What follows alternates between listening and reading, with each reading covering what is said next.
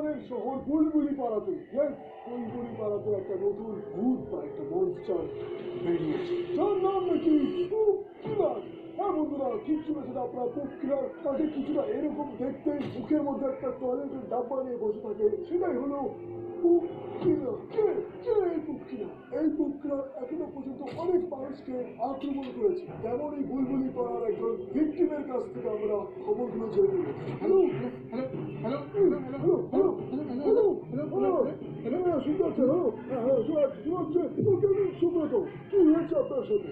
নমস্কার, আমার নাম সুব্রত। আমি বুলবুলি পাড়াতে থাকি। গতকাল আমার সাথে খুব ভয়ানক দুর্ঘটনা ঘটেছে। হ্যাঁ হ্যাঁ, সেটাই সেটাই, কি হয়েছে আপনার সাথে? আমাদের ফালতু জিনিস দর্শককে সব খুলে আমার অনেক ভয় করছে। একদম ভয় পাবেন না।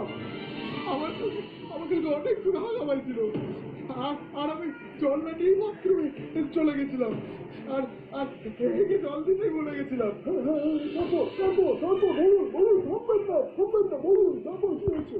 তারপর আমার সাথে অনেক ভয়ানক জিনিস হয়েছে। সেদিন রাতে পুকুরে আসছে আমাকে মারার জন্য। আমি সেখান থেকে অনেক কষ্টে পালিয়ে আসছি। সেই পুকিলার সে কেমন দেখতে? আমাদেরকে তার তার তার বর্ণনা দিন, কেমন দেখতে সে? সে হলো এমন দেখতে। লাইন যাচ্ছে কেন? হ্যালো আরে কে হলো? হ্যালো হ্যালো হ্যালো আমাদের কল সম্পূর্ণভাবে কেটে গেছে সুব্রতর সঙ্গে। জানি না তার সঙ্গে এখন কি হচ্ছে। এই পুরো বুলবুলি পাড়াতেই পুকিলার নামের আতঙ্ক ছড়িয়ে বেরিয়েছে। আপনারা সুস্থ থাকুন, সাবধানে থাকুন, আর দেখতে থাকুন ফালতু টিভি।